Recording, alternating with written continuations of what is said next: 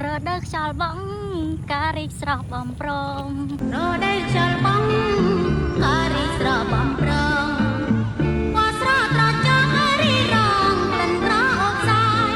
មែនអីអាយណាបងប្អូនប្លង់ថតរូបថ្មីដែលកំពុងតែចិត្តល្បីនេះគឺនៅចិត្តច្រកចូលប្រាសាទអង្គរវត្តយើងនឹងឯងបងប្អូនស្រស់ស្អាតខ្លាំងមែនទែនបែបធម្មជាតិផ្កាស្មៅបងប្អូនខ្ញុំតែខ្ញុំអត់ដឹងថាផ្កាស្មៅនេះឈ្មោះអីគាត់ដឹងថាសក្បោះស្អាតខ្លាំងមែនទែនបងប្អូនបើសិនជាបងប្អូនទាំងអស់គ្នាមកទស្សនាប្រាសាទអង្គរវត្តងាកមកខាងស្ដាំដៃបន្តិចមកគឺឃើញហើយបងប្អូននៅច្រកចូលចិត្តជាប់នឹងច្រកចូលនឹងឯងបងប្អូនម្យ៉ាងវិញទៀតសម្រាប់បងប្អូនដែលចូលចិត្តប្រមាញ់រូបថតរូបស្អាតផុសចែករំលែកតាម TikTok Facebook ឬក៏ YouTube អីបងប្អូនទាំងអស់គ្នាកុំភ្លេចមកថតកន្លែងនេះបងប្អូនកំពុងតែផ្ទុះល្បីស្អាតខ្លាំងមែនតើអញ្ចឹងបានភិកច្រើនគឺបងប្អូនខ្មែរយើងតែងតែឲ្យឈ្មោះអ្នកនៅខេត្តសៀមរាបក៏ដូចជាដាក់រហស្សនាមថាផ្ការីកគ្រប់រដូវបងប្អូនពីព្រោះថាគឺល្បីសិតសឹងតែគ្រប់ខែទាំងរដូវវស្សានិងទាំងរដូវប្រាំងបងប្អូនទាំងអស់គ្នាប្រកាសជាបានដឹងហើយមួយរយៈមុនគឺផ្ទុះល្បីមច្ឆាដែលមានស្រះមួយនៅចិត្តនឹងប្រាសាទប្រខាន់បងប្អូនបន្តមកទៀតបានខ្ញុំបង្ហាញពី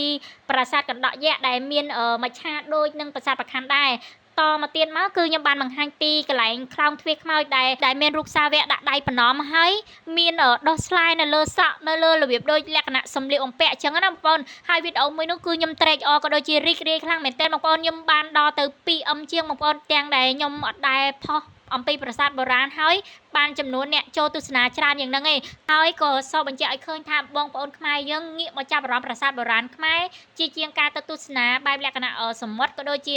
ដំណើរកំសាន្តឆ្លងទៅផ្ទះលេខ2លេខ3លេខ4អីចឹងណាបងប្អូនងាកមកទស្សនាប្រាសាទនៅខេត្តសៀមរាបយើងក៏ដូចជាទស្សនានៅតំបន់នៅក្នុងស្រុកដើម្បីលើកស្ទួយដល់វិស័យសេដ្ឋកិច្ចនៅក្នុងស្រុកយើងជាច្រើនខ្លាំងមែនទែនបងប្អូនសរុបមកវិញការដែលខ្ញុំបានទទួលមយូចំនួន 2M ថ្ងៃដែលខ្ញុំបានទៅខ្លោងទ្វារខ្មោចនោះសង្ឃឹមថាបងប្អូនទាំងអស់គ្នាគាំទ្រផលិតផលខ្មែរបងប្អូនអញ្ចឹងបងប្អូនទាំងអស់គ្នាអាចដាក់លេខទូរស័ព្ទទីតាំងនៅខាងក្រោមឆាតនឹងបានស្រាតាពាំងបាយជូរព្រៃ1លីត្រត្រឹមតែ 30000 រៀលតែប៉ុណ្ណោះ2លីត្រ 60000 free សេវាដឹកជូនបងប្អូនគឺខ្ញុំពិតជាមានកម្លាំងចិត្តហើយនេះក៏ជាការលើកទឹកចិត្តរបស់ខ្ញុំមួយដែរដែលយើងបានបង្ហាញអីដែលជាសិល្បៈក៏ដូចជាវប្បធម៌អរិយធម៌និងទីឋានបុរាណរបស់ខ្មែរយើងបងប្អូនហើយមានបងប្អូនយើងចូលទស្សនាច្រើនអញ្ចឹងណាមានអារម្មណ៍ថានេះគឺជាអីដែលខ្ញុំចង់បានហើយវាមិនមែនជាលក្ខណៈបំពុលសង្គមជាកម្លាំងចិត្តមួយដែលធ្វើឲ្យខ្ញុំខិតខំប្រឹងប្រែងផលិតក៏ដូចជាចែករំលែកវីដេអូជាបន្តទៀតពីព្រោះថាខ្ញុំអ្នកនៅខេត្តសៀមរាបស្រេចហើយម្យ៉ាងវិញទៀតហ្នឹងវីដេអូដែលខ្ញុំបានបង្ហាញមួយគឺមិនមែនលក្ខណៈបំពុលសង្គមអីទេបងប្អូនទាំងអស់គ្នានេះគឺជាកន្លែងដែលខ្ញុំចង់បង្ហាញដែលស្ថិតនៅខេត្តដែលខ្ញុំរស់នៅអញ្ចឹងណាបងប្អូនត្រឡប់មកវិញខ្ញុំចង់បង្ហាញពីទេសភាពនេះវិញម្ដងបងប្អូនទេសភាពមួយនេះខ្ញុំថតនៅថ្ងៃទី16ខែ11ឆ្នាំ2025នេះឯងបងប្អូនហើយខ្ញុំពិតជាចង់ឲ្យបងប្អូនទាំងគ្នាមកថតមកផ្តិតរូបភាពនៅកន្លែងនេះដើម្បីផុសចែករំលែកពីព្រោះថាបងប្អូនខ្មែរយើងគឺមានអ្នកដែលចុច follow page ក៏ដូចជាមានចំនួនអ្នកចូលទស្សនានៅក្នុង TikTok អីចំនួនច្រើន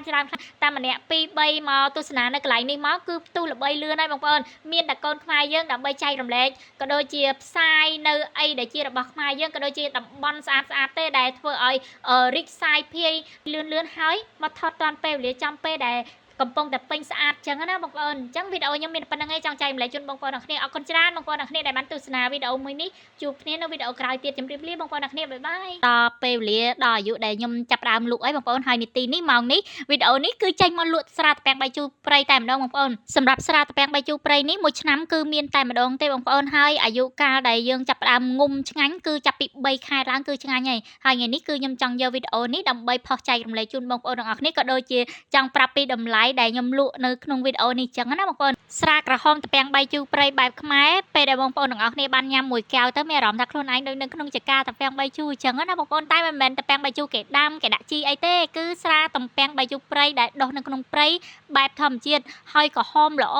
ខ្លាំងមែនទែនដូចនៅក្នុងវីដេអូដែលខ្ញុំបានបង្ហាញហ្នឹងបងប្អូនញ៉ាំមួយក្អឹកមានអារម្មណ៍ថានៅចកាតាពាំងបាយជូរតែម្ដងបងប្អូនសម្រាប់បងប្អូនដែលចង់សាកពិសាស្រាក្រហមស្រាតាពាំងបាយជូរព្រៃស្រាធម្មជាតិខ្មែរយើងដោយស្រាសបិទដោយដាំបាយនេះបងប្អូនក៏អាចតាក់ទងមកលេខទូរស័ព្ទនៅខាងក្រោមបានបងប្អូនតម្លៃ1លីត្រតែ30000រៀលតែប៉ុណ្ណោះបងប្អូនគឺមានរសជាតិឈ្ងុយឆ្ងាញ់មែនទែនអ្វីដែលសំខាន់នោះគឺស្រាតាពាំងបាយជូរព្រៃមានអត្ថប្រយោជន៍ច្រើនសម្រាប់សុខភាពបងប្អូនបើសិនជា